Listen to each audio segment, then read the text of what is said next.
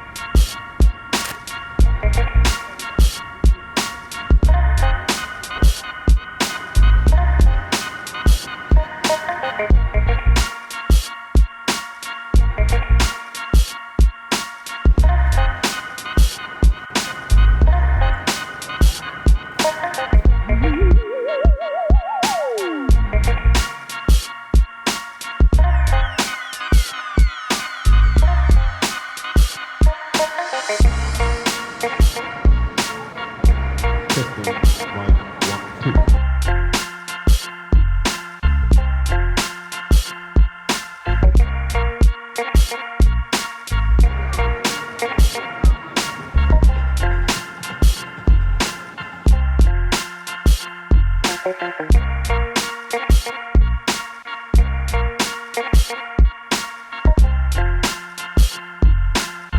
forgot to mention, there's this thing that happens once every year in Surfers Paradise. I call it Caval Henge, and that's when in golden hour, the sun actually lines up straight down Caval Avenue. Unfortunately, as you've seen in the video, it was blocked a few times by the clouds. So I didn't really get too much. I did get a couple of good shots though, so I'm pretty happy with that. Nonetheless, all the shots I've had today, I've been happy with so many photos from today.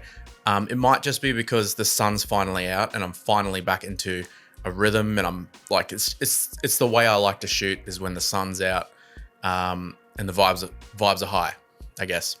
Now, as much as I like shooting in fair weather, which I do, which is 90% of the time I do, sometimes having a bit of rain, having a bit of overcast is fine. However, being a beach sort of city and shooting where I shoot in Surfers Paradise, everyone goes to Surfers Paradise to go to the beach. So when it's raining, which it has been for the past month, unfortunately, every time I've gone out anyway, it's been raining or overcast. A lot of people aren't going out. It's not really much happening, and it's very uninspiring to shoot in. So yeah, when it's raining and overcast in the Gold Coast, it's really hard to shoot just because the sun is one of the biggest attractions here. Normally it's very clear, nice, sunny weather. So, and that's how my style has sort of come to be.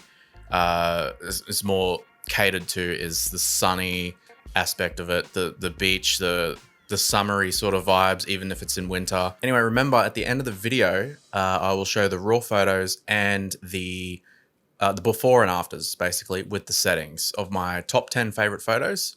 So stick around till then. And remember, if you don't go out and take shit photos, you'll never take any good photos. So go out and take shit photos. See you next week.